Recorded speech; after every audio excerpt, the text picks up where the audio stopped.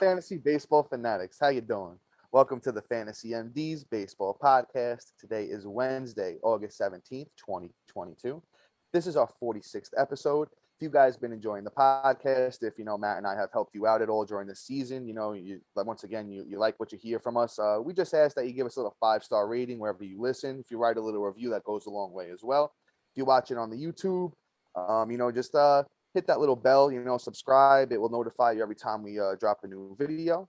And I'm your host, Dominic Martino, as always, here with my co-host, my brother, my best friend, Matthew Arnay. Matt, how we doing today, brother? I'm doing all right.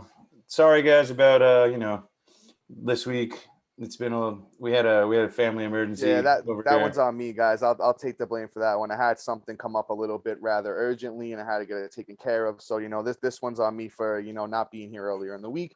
But guys, please stay tuned for this whole episode. It's action packed. We're going to talk about everything that's been going on the last few weeks, everything that you're going to have to do to make it to the championship in your leagues. Stay tuned. I know a lot of people are tuning out right now, but hey, you can make that final playoff push. You could put yourself over the top to win the championship this year. Matt and I have both won numerous championships over our year playing fantasy. We're both in position to win championships this year as well. So guys, just stay tuned. Before we're gonna Matt, I didn't mention this to you, but I want to do a mini finger on the pulse real quick.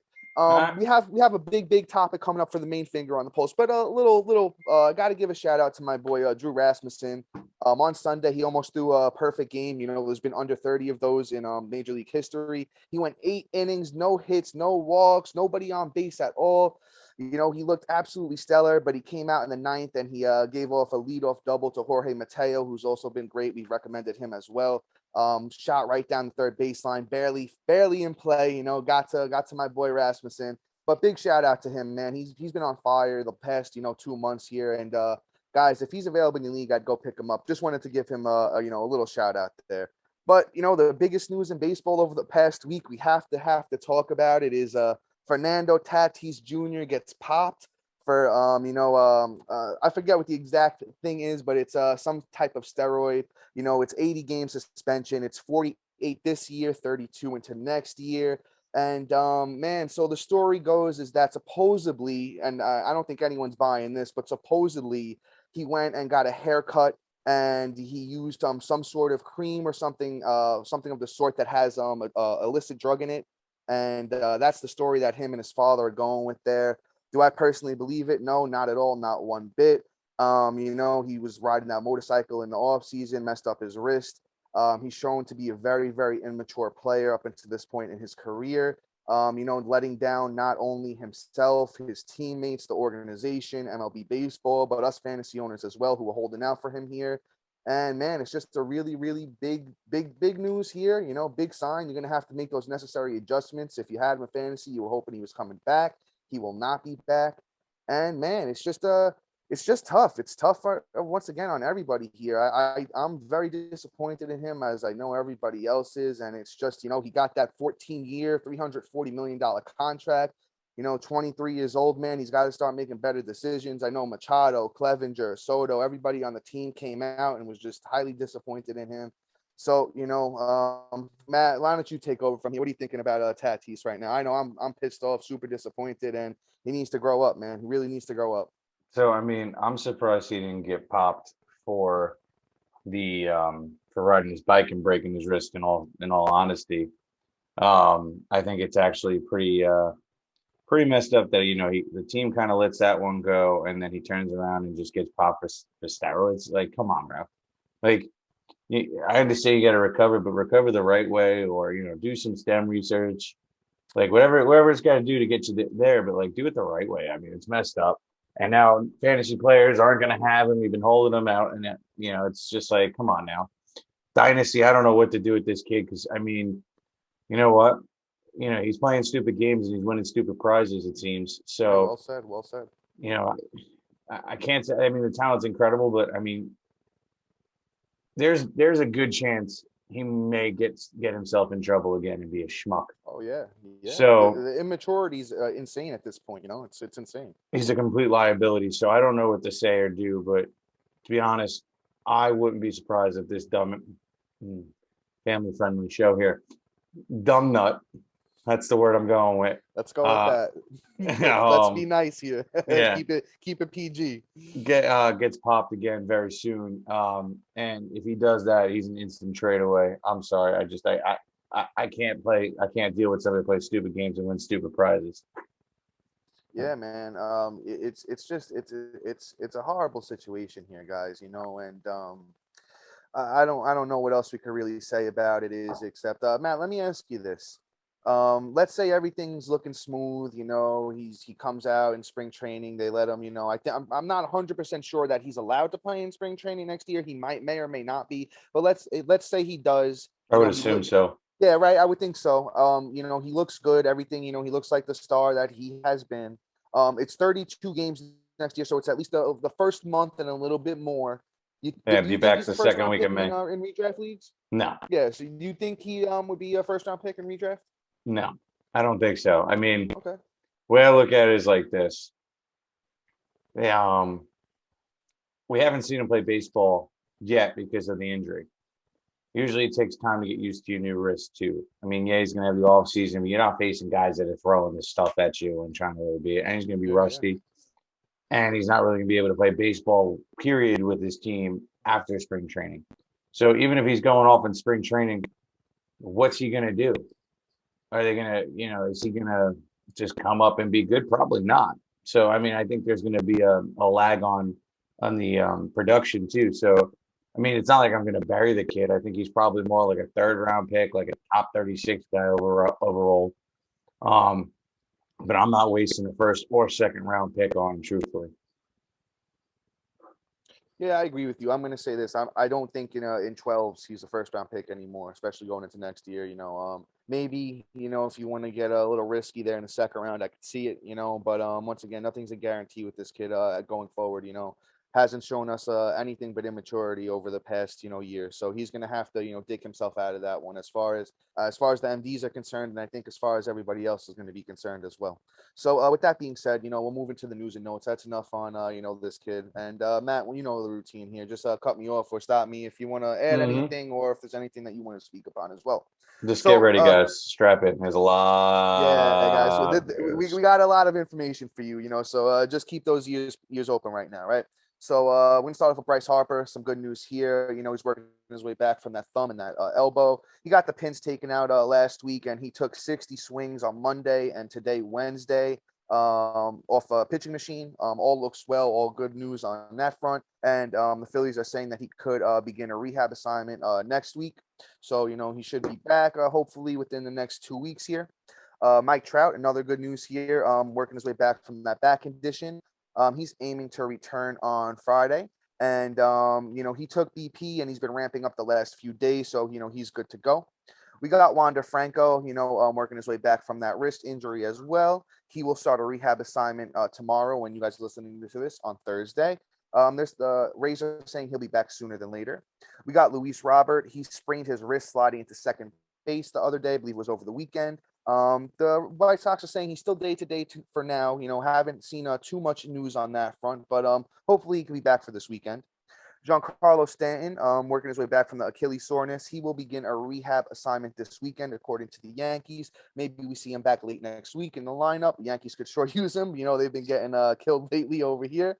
Going on to some bad news here. We got two pitchers that have undergone surgery or will undergo surgery. We'll start with Walker Buehler. He is going to undergo season-ending surgery on his right elbow. The Dodgers have not come out and say if it's Tommy John yet, which it could be. If it is Tommy John, we're probably not going to see Walker Buehler until 2024.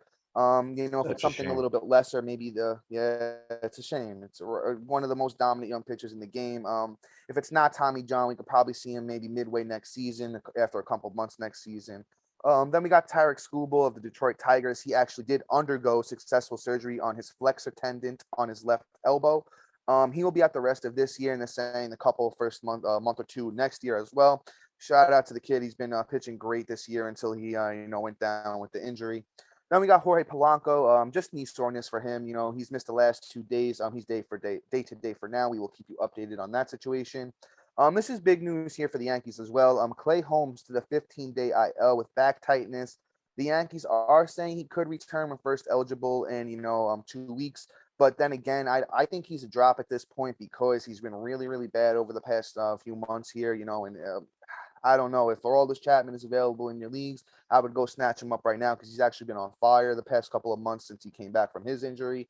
So, it looks like there's a changing of the guard there in the ninth inning for the Yankees. Then we got Carlos Carrasco. He was removed early from his start Monday. He was diagnosed with an oblique strain. He's going to miss about 3 to 4 weeks.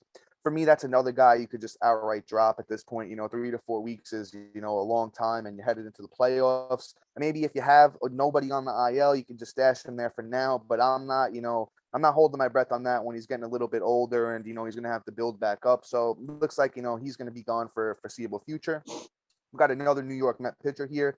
That's Taiwan Walker. He was removed from his start yesterday after 2 innings with back spasms. Him himself and the Mets are saying he could be back for his next start. But once again, not holding my breath there. Back injuries can totally be a bigger deal than you expect at first. We'll see how that one goes. More bad news here for starting pitching. We got Tyler Malley, the new Minnesota Twin. He was removed from his start early yesterday. He was diagnosed with shoulder fatigue. It was the same shoulder that he was dealing with the injury on before he got traded. So that's not good news. He's going to undergo testing on that shoulder. So, guys, that's another pitcher I'd be prepared to go without over the next couple of weeks, maybe month. We got a whole bunch of big names coming up for you too here in the the waiver wire segment. So once again, I know you hear these injuries and you might get a little worked up, but we got you covered. So stay tuned. On to some good news. We got Mike Saroka, working his way back from the Achilles, and I believe he hurt his knee, or I think he took a comebacker in the knee while he was in his first turns of rehab starts. But now he's back out there. He threw 4 scoreless innings. They're saying he might need Braves are saying he might need 4 to 5 more rehab starts down there until he gets fully back. But man, if he's out there, dominating, I could see it maybe even a little bit sooner for Mike Saroka. I know we'd all love to see him come back and get right after, missing last year and a half, 2 years almost. 2 right? years, man. He About blew his Achilles and blew it again. I mean, yes, sir. It's encouraging though that he's doing his thing. Like, to be honest, a couple of years ago, this is before we had the podcast, guys. Like, coming to that year that he blew his Achilles up like a nuclear warhead. I like that. Man, I had him ranked pretty high. I think he was in my top 15, top 20 ranked pitchers. I thought he was going to be absolutely incredible after his rookie year, and I just had all the hopes in the world. It's outright depressing, but at least he's still young, and it looks like he's picking up where he left off, in my opinion. Yeah, Matt, I'm a huge Mike Saroka guy as well. I think when he's healthy, he is one of the, young, dominant pitchers in all of baseball. I actually want to see if we can get his ownership percentage here. Do a quick waiver wire type of ordeal here with Saroka, because if he's out there in your leagues and you got the IL spot, okay, so 33% owned on Yahoo for Mike Saroka. Guys, if he's out there and you have the IL spot, this is the time to get out there and, get on that wagon now before, everyone else does, right? So we'll keep it pushing here, though. We got DJ LeMahieu. He's out with the sore big toe. So for him, he's a fighter though. It's got to be really hurting him. He's a guy that usually plays every day through everything. So it's got to be hurting him. But they're saying he could return when you guys are listening to this on Thursday. So you know what? If he's he should be back sooner than later, helping that Yankees lineup out. Him and Stanton really going to make a big difference when they get back. Then we got Max Fried. He was headed to the 7-day concussion IL, but the Braves did say that he could be back for this weekend. So, try and get him active. I think he'll be back. Then we got Kyle Schwarber. He's missed, I think the last 5 games, with sore calf. But he has pinched hit in 2 out of the 5 of those games. The Phillies are saying he could be back for, a full game on Friday. So, once again, try and get him active.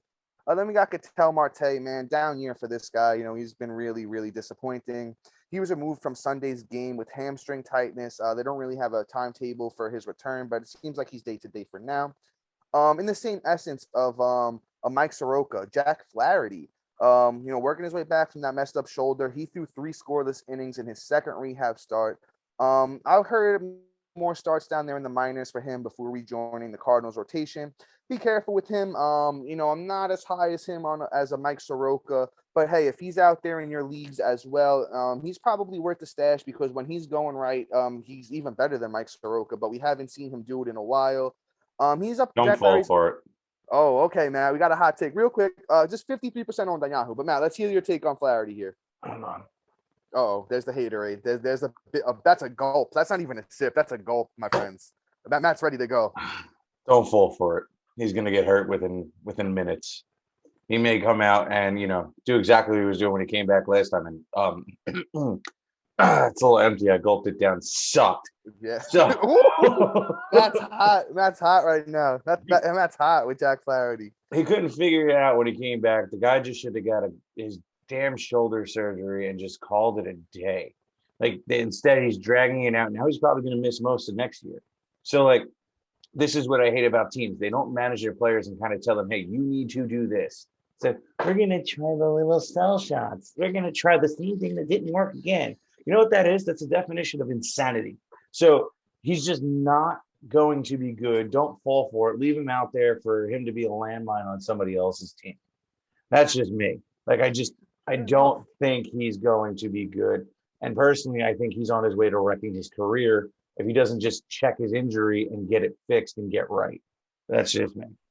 Yeah, I hear what you're saying, my brother, and I agree with you partially in the sense of that it could be detrimental. It could be a decision that comes back to haunt little Jack and the Cardinals, because if he does go out there and we've seen it a lot with injured pitchers. I'll tell you this, guys, that's why I'm not super into drafting injured pitchers anymore, because there's usually a setback. There's usually something that goes wrong. There's usually, they need more time than they originally expected. But I will throw this caveat out there. If your IL's empty right now and you want to take a chance on somebody that could be really good, Jack Flaherty's 53% owned on Yahoo, and he has potential. Not saying that he's gonna fulfill it, this year. But hey, you know what? You could do worse out there right now if you want a IL stash, right? So we'll keep it pushing though. Jazz Chisholm, bad news here. That working his way back from that stress fracture in his back. Actually, not working his way back yet because he has resumed baseball activities. I'm hearing that he's probably not coming back at all this year. So in No reason to. yeah, exactly. The Marlins aren't in any position to make any noise. So if you have him in redraft and your IL is all filled up and you got guys on the bench on the IL, he's a cut right now. I'd say it's safe to get rid of Jazz Chisholm. Okay, and the big news, guys, my boy, if you listen to this podcast at all, I love Dustin May. Coming back from Tommy John, he will start for the Los Angeles Dodgers this Saturday, August 20th. Make sure he is not on your waiver wire. This is a pause the podcast moment. Go pick him up and then come back and finish listening to it. He's been nothing but dominant in his rehab starts. In his last rehab start, I believe he struck out 8 over 5. I'm going to check myself on that real quick. He's 62% owned on Yahoo, so he's still out there, right? Was it? Oh, no. Oh, wow. It was 10 strikeouts. Let me not sell my boy short. 10 strikeouts, 1 run, 5 innings last Sunday in his final rehab start. He's been nothing but dominant down there. It's an under 2 ERA, big strikeout per innings numbers. Absolutely one of the best ads right now in fantasy if you can go out there and get him.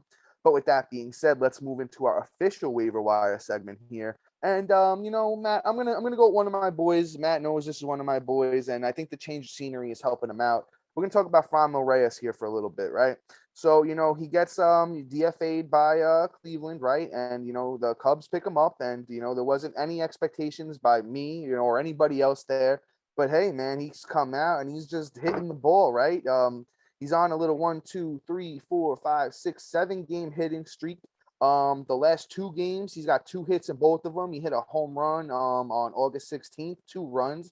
He's hitting, looks like 4th or 5th, in that lineup, which isn't great, but hey, man, Franmil has shown us in the past that he's pretty good. And I think he's very, very underperformed this year. He's still pretty young.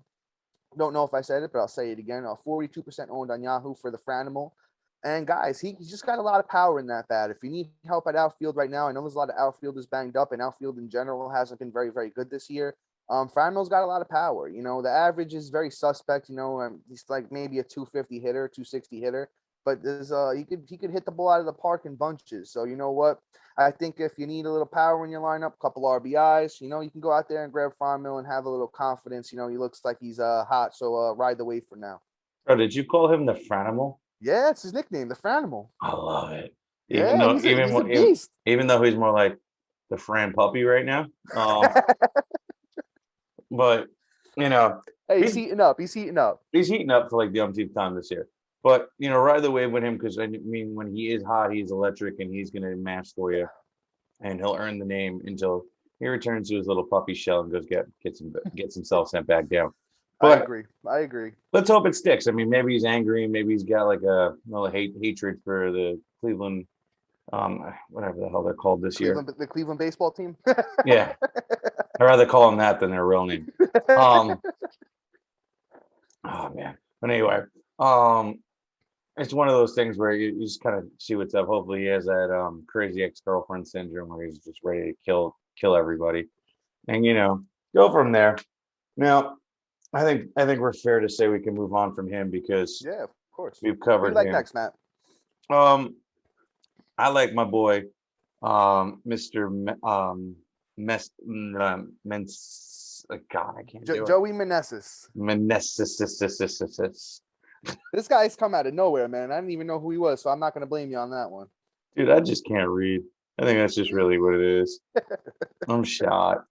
I mean, he's killing it right now. Good for him. I mean, over the last 2 weeks, he's got 7 runs, 4 bombs, 6 ribs, batting .366, 33% owned. Hasn't been up long. It seems like he was one of those prospects they just snagged and said, "Hey, let's bring him on up." Yeah, he's a little bit of an older prospect. He's about 30 years old. Yeah, so I mean, I don't know how long he's going to be good for you, but I would definitely ride that wave. I mean, and if anything is true about this, he's going to get the opportunity because, I mean, the Washington Nationals are so putrid. Yeah. I don't know. It makes the Knicks look good. So it's like one of those. It's like really like that bad. But I mean, hey, it's not like he's not producing. Bombs are hard to come by this year for some odd reason. They either need to stop changing the ball or just figure out a different solution. And then the batting average, I don't even need to say it for the umpteenth time with the waiver wire batting average. So scoop him up. Yeah, man, I'm going to chime in with you over there with Mr. Joey Meneses. He's on a little 11-game hitting streak since he's got the call. As we said, he's a 30-year-old prospect, hasn't played in the bigs, until now, but I will say this, since 2016, the lowest batting average that he's had in the minors was 284. So, that's a lot of years to hit over 280, and he's showing a lot of power. And this year he had 20 bombs, 64 RBIs, 51 runs in 96 games. Back in 2018, he had 23 bombs, 82 RBIs, and 75 runs in 130 games. So Mr. Joey Meneses here has a little upside, there's a little bit of potential. And as my brother Matt said, he's going to be playing. He's been hitting second the last, 4 games for them, a bunch of 2-hit games in a row there from August 9th to August 14th. So, once again, as my brother says, you get that good batting average off the waiver wire. That's not always, the easiest thing to find. Showing a little pop here too, with 4 home runs since August 8th. Yeah, just a lot of upside. I really like what he's doing. First base and outfield eligible. Once again, 33% owned for Mr. Joey Meneses. For the Washington Nationals, go out there and snag him. I definitely think there's some upside here. Once again, kind of a ride the wave type of guy. So next up, we'll go with one of Matt's Philly boys. Someone who's been heating up again. High end prospect here. Let's talk about Bryson Stott. I have a cool stat. That's why I wanted to talk about him. They played the Mets the other day, right? I believe it was on August 12th. And Bryson Stott is the first player in MLB history to get on base 4 times against Max Scherzer. Now think about how many years Max Scherzer has been in the league and pitching, even the years that he wasn't good. So, that's an impressive little feat right there for Mr. Bryson Stott. Once again, got on base 4 times. 3 of them were hits. 1 of them was a walk. 4 times against Max Scherzer. So that's very, very impressive. He's been heating up here of recent, a bunch of 2-hit games, a bunch of 3-hit games. He's been hitting leadoff, for the Phillies since August 12th. So that's a great sign to see. On the year, the numbers aren't great, but hey, he's been working his way back up. The batting average is up to 221, 38 runs, 7 bombs, 37 RBIs, and 6 steals for Bryson Stott. That's 290 at bats. He's only 13% owned. He's eligible at second and shortstop, so I love that. And man, it's just somebody that you could totally give the shot right now if you need that middle infield help. Let me just check on this. Okay, so he's hitting 295 over the last month with 3 steals. So if you need that speed and batting average, runs to 11 runs, 11 RBIs, sitting at the top of the lineup, as I mentioned. I totally like Bryson Stott, and I'll tell you this: I think he's going to be very, very good next year. I think next year he's going to show us, what he's really about and the kind of player that he could be. Once again, Bryson Stott, guys. Yeah, I mean, Stott's one of these guys that's gonna just be consistent for you. The only thing is he's not going to be too many categories. He's not going to be contributing in too many categories this year. So like, if you don't have a lot of runs for some odd reason, which I feel like that's all I can get this year, but yet I can't get home runs. Sorry, I'm just complaining. It's tough. It's a tough year, man. Yeah. Tough year. He's a guy you probably want to scoop up, and he could probably steal some bags too. But he's not going to kill you in batting average, at least for now. He's going through a hot streak, and I think it's kind of here to stay. He kind of figured it out and made his adjustments. He's really earning himself a real spot in the Phillies lineup. So good for him. Let's hope that this continues. And you're probably right. Next year he'll probably get a nice little bump ski. You're not going to be in the top 10 shortstops, but maybe top 15, depending on where he's hitting in that lineup and what we see in spring training. All right. I guess we'll talk about this last guy. Have we talked about Mr. Brett? Mr. Brett Baty, the New York Mets. I believe he was their number one prospect. They just changed No, up. he's not. I know MLB just released their That catcher is. They just really. Oh yeah, what's his name is Alvarez? Yeah, Francisco No. Alvarez is. So he's like a top 5 prospect. Period. Yeah. So let's say this: he's obviously one of the Mets' top prospects. A very, very interesting young kid. Matt, you want to take the lead here, or you want me to do it? I got it. Go for it, my brother. So he has a slash line of 315, 410, 533. So that's solid numbers. He's batting 315. I forget what the 410 is, but his OBP is 533, which is fantastic with 19 bombs, 60 ribbies, 2 stolen bases in 95 games. So, it's one of those things where that's really impressive numbers.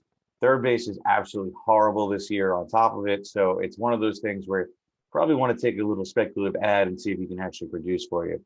27% owned, so people are hopping on it. And honestly, I think the second this kid, hits one out the park, which I think he's gonna, this kid's gonna be picked up real fast, real soon. So I think everybody should, run, go scoop him up, and at least see if you need it, especially if you got a third baseman problem.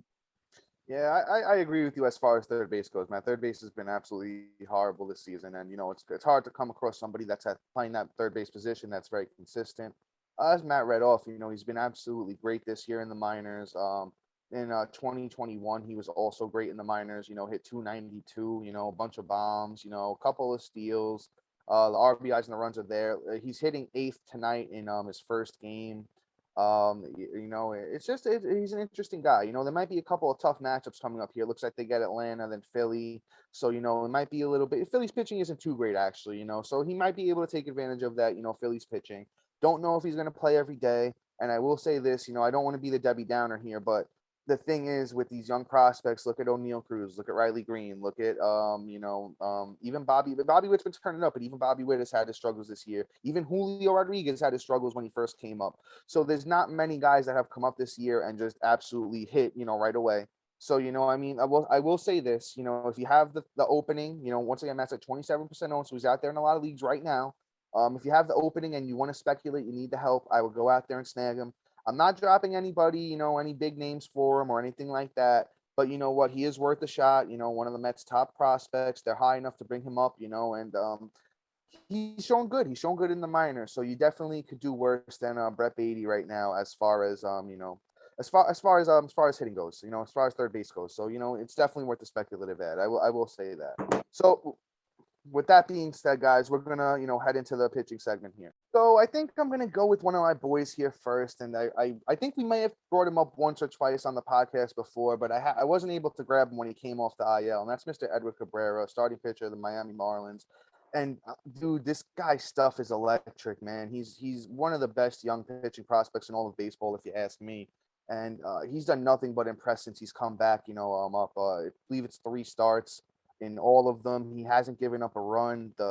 He's suppressed hits and walks, got at least 6 strikeouts in all of them. He's got to need to show a little bit more length in his outings because he hasn't gone 6 innings yet. But you know what? He goes up against the Oakland Athletics on August 23rd, and that start could be absolutely crazy for him. That could be his real big breakout party. Once again, we're talking about Edward Cabrera here. He's 51% owned on Yahoo. On the year, his numbers are even just crazy. It's 6 starts, a 1.78 ERA, 30 innings, 36 Ks, and a 105 WHIP. Even in the minors this year, 9 starts, 2.79 ERA, 38 innings, 54 strikeouts, and a 0.98 ERA in the minors. This guy is just one of the next big things in fantasy baseball, if you ask me. Next year, I'm going to have him ranked way higher than I should, to be honest with you, because I think the stuff is there. He gets to learn from Sandy Alcantara, probably top 3 pitcher in baseball right now. And the sky's the limit for Edward Cabrera. I think it's another pause the podcast, see if he's owned to 51% of leagues on Yahoo, and see if he's there. If he's there, I would snag him up. So I would totally I would totally go out there and grab Edward Cabrera right now. Oh yeah, he's totally worth an ad. I mean, it's absolutely ridiculous. Did you say his percentage owned?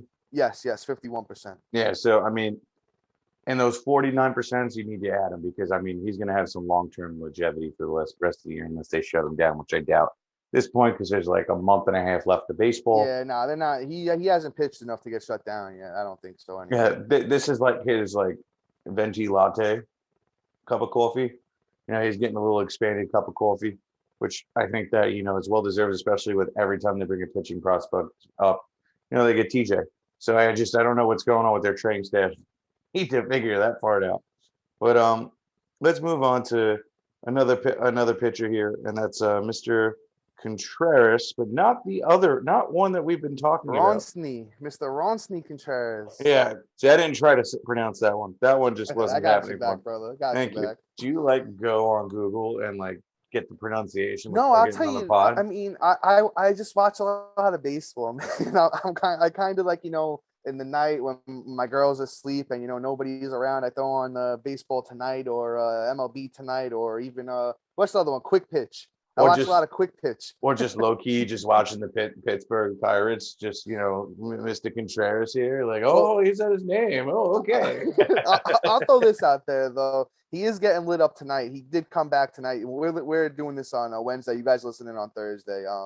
He's given up 3 runs so far to the Boston Red Sox. They're smacking him around. But yeah, this is his first start back from the minors. He got sent down to have his innings controlled. He pitched pretty good down there. He had a 3.78 ERA. The whip was a little high at 1.38, but he had 50 strikeouts to 22 walks in 50 innings. So, and I think he gets Atlanta next time too. So, he might be a little dicey for now, but I think going forward, once he gets those little bit easier matchups, he'll start to come into his own. Yeah, he's like a low-key ad at this point. I mean, way I look at it is he has a lot of upside. The only downside is he's on the Pirates. So you got to look at it like this. You got to kind of just ride the wave and see what he is. Right now, I'm not saying Ryan go add him, but he's an add to the watch list, essentially. And let's see what happens. Let's see what the matchup is. And if he's got Atlanta next, which is going to be next week, unfortunately, we're coming in late. Sorry, guys. Yeah. One of those things where just if he ends up pitching well against Atlanta, you scoop him up so fast you don't even blink. Yeah, see that, Matt, you said that very, very well, my brother. That's the thing with this kid is he's a very young, 22 years old, has a lot of talent. He's a big strikeout guy in the minors. The Pirates back in the day, they used to be very good at developing starting pitching. Look at your Garrett Coles and your Shane Bozes, but over the past few years, they've been a little slow. I don't like what they've done with Mitch Keller, somebody who's had a lot of upside and he's always underperformed. I will say this with Contreras before we move on. In 2021 in the minors, he had a 2.64 ERA, 13 starts, 58 innings, 82 strikeouts in 58 innings, an 0.93 whip. So, there is a lot of upside there for him, So I definitely would say that, he's definitely worth the ad. We really don't have too much as far as starting pitchers go today. There's a couple of guys. I'll just throw out the names. They've all kind of pitched already this week, but we definitely think they could be useful. Going forward. Look at your Jose Quintanas. We've talked about him a bunch of times. If you want to deep dive on him, just go back to any of our last couple episodes over the last few weeks. He's in St. Louis now. The outlook on him is very, very good. You got Justin Steele, who went out there and pitched a good game for the Cubs against the Nationals this week, earlier in the week. You could look at him as well. And then we got Cal Quantrill, who's actually, one of Matt's boys, has been solid this year, but he's already pitched too. So, just 3 names to keep on the watch list. And if they're out there in your leagues, I would definitely consider giving them an ad going forward, especially if they have a good matchup coming up. But with all that being said, let's get into some closers talk here. I know the closer situation has been very, very very, very sketchy since the trade deadline, and we're trying to see what's going on here. So I'm gonna start one of my boys. I've talked about him, a bunch on this podcast. So if you guys have listened, might know where I'm going. But I'm gonna go with Alexis Diaz here of the Cincinnati Reds. It looks like once I've said this with a lot of times, but it finally looks like to give him the opportunity to close out some games here. He got the win on August 17th. Pitched the last inning of that game. 2 innings, or the last 2 innings actually. 2 innings, got the win, 3 Ks, no runs, nobody on base. He got the save on August 14th. 1.2 innings, 4 Ks, 0.6 WHIP. On the season, Alexis Diaz has a 1.83 ERA, a 0.95 WHIP, 5 saves, 3 wins, and 44 innings. So he's been absolutely electric. And I think if he continues to roll with the closer's gig, the Reds aren't going to win many games, but the ones they do probably will be very, very close wins. So I definitely think he's worth the ad. 28% owned for Alexis Diaz. He is Edwin Diaz's younger brother, so the talent runs in the family. So guys, he actually might be my favorite out of everybody we're going to talk about today. So I definitely think you should go out there and give Alexis Diaz the chance. Oh yeah, for sure. I mean, hey, he's one of those ride the wave kind of guys. Getting the opportunity, you kind of got to roll him out there and just try and soak up as much as you can. It's not like he's murdering you in the other categories. And I mean, it is what it is at this point. He even got the win the other day. So yeah. I mean, I know that's not predictable, but at the same time, it's just something he's helping you. So he's not going to kill you at least. So it definitely makes me feel confident in the ad there. Now let's move on to this other guy, Garrett Whitlock. I actually picked him up. Boys. I picked him up on Monday. He is just doing his thing. Over the last 2 weeks, he's got the 1 save, which I think is just because he's only been back for 1 week anyway. But Tanner Houck went down too, so right. I think they're going to let him run with it. Right, exactly. He's at a 2.35 ERA and a 0.52. But last week he's got a win, a save, 5 Ks, 0 ERA, and a 0.33 WHIP. I mean, it's going to be solid production from him. Boston isn't what they were, but they're still going to win games. They're still going to put him in position to get that. And if he's holding down that role, I don't think he's going to give it up. I think he's very, very good, and he's going to be able to hold the role until the end of the year, bearing any injury. Yeah. I love Garrett Whitlock, and I know I brought him up before. And the thing is, I am disappointed that they didn't, continue to use him as a starting pitcher because, we could all use him as a starter. But hey, you know what? We can use him as a closer too now. If he keeps running with this gig, it's going to be very, very good production because he has the stuff to be a starter. So normally they take, guys that have good stuff that are starters and they'll transition them to closers so they could do it for 1 or 2 innings. But this is a guy that could go 5 innings and still keep batters fooled. So I love him in a 1 inning, 2 inning, job here. I think he's going to go out there and just dominate people as he has been, as Matt said the last week or so. On the year, Garrett Whitlock has 66 innings pitched, 3 wins, 4 saves, 67 strikeouts, a 2.98 ERA, and a 0.98 WHIP. 57% owned on Yahoo. So you know what? I will say this. I actually might like him over Alexis Diaz just because of the team situation. They're both very, very talented pitchers. And if either one of them are available in your leagues, if both of them are available in your leagues and you need closing, I wouldn't hesitate to pick up both of them. I'm going to be honest with you. Mm-hmm. So next guy up we're going to talk about here is somebody that we Matt and I have had a little, we kind of wanted to hold off on him, here, but it looks like, the Texas Rangers are still running with him as their 9th inning guy, and that's Jonathan Hernandez, right? Now, this is somebody in the past that they kind of groomed coming up, in the minors to be a closer. So, he's finally getting a job here. Jonathan Hernandez is 20% owned on Yahoo, and he got the save on August 15th. He got the save on August 13th. He's been absolutely great so far this year in the bigs. It's only 11 innings, but they're very good 11 innings. 11 innings, 10 strikeouts, 4 saves, 2.45 ERA, and a 1.18 WHIP. We all know Texas isn't, the team that we predicted them to be coming into the year. But, with this kid holding down the role, they got Oakland coming up. They got Minnesota coming up. Very, very winnable games. Some of them are probably going to be close. Jonathan Hernandez, definitely worth the shot. 20% owned on Yahoo. Current closer for the Texas Rangers. I'd give him a shot if you need some saves there. Yeah, no, I mean Jonathan Hernandez has been solid. I'm pretty excited for. Did we say his? Sorry, I'm 20% owned. You gotta scoop that up. I mean, at this point, it's kind of one of those things where he's just kind of doing exactly what you need to do. He's getting rolled out there. May not be helping you in ERA category, which I mean over the last 2 weeks the 4.5, so he is blowing some stuff up. but at the same time, he still isn't losing his job. Now, this may change because he's on the Texas Rangers, and they just fired their president and their coach over the last couple of days. So, hey, there may be the regime change, which then would lead to him losing the job. But right now, it doesn't seem like that's the case, and kind of just keep rolling him out there, at least for the end of the week. They're not going to mix up the mojo like that. It may take a couple of weeks to implement whoever the new manager is going to be. So I guess it's what I'm saying is let's ride the wave. Yeah, I fully agree with you there, my brother. And now I guess we'll talk about Mr. Wicky Wick. Mr. Rowan Wick. Mr. Rowan Wick is another one. Fantastic. Got the save tonight, funny enough. Cubs closer, about 40% owned.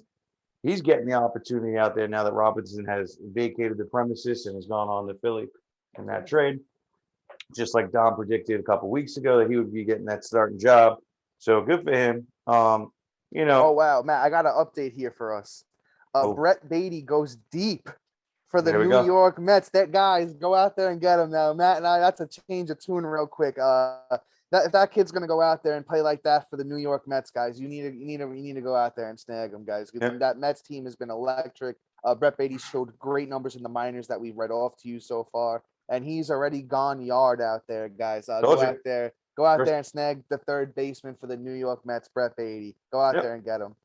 Now you're going to see that 20% jump again. He's going to go guys, that's going to be up to 50, 60%. We're going to get this out early in the morning for you guys. So, when you're listening to this, go out there and snag them. Go out there and get them right now. But, back to Mr. Wick. Over the last 2 weeks, 3 saves. Week's not over this week. So I have a feeling he's at least got one more in his belt. So we'll see what happens as long as they put themselves in that situation. Mr. Wick is going to be a, plentiful ad here. Going to go all John Wick on your saves, but I like that. I like that. He's going to do you justice at least and be a valuable ad for moving forward, unless he decides to lose a job on his own. Yeah. I will say this. Rowan Wick's looking good since he's got the the closer's gig here. Like as Matt said, David Robinson's no longer with the Cubs. So, I'd go out there and snag them. Cubs aren't going to win too many games, but the ones that they will win once again will probably be close because they're not a great team. They got the Franimal out there now hitting a couple home runs for them. So, that might help. But on the year, just to give you an idea, Rowan Wick is 49 innings, 50 Ks, 7 saves, 3 wins, 4.22 ERA, a 1.69 WHIP. But those numbers have been better, over the past couple of weeks here. So, if you need somebody out there, to, go get you some saves, as Matt said, he will go John Wick. He'll get you a couple nice little saves. And you know what, guys, we're gonna wrap things up there for you. We appreciate everybody listening, and we're gonna be here with you until the end of the season. And we'll definitely keep giving you good names to add. We'll give you all the information we can. We'll give you methods and ways to win your leagues. But guys, until next week. Peace.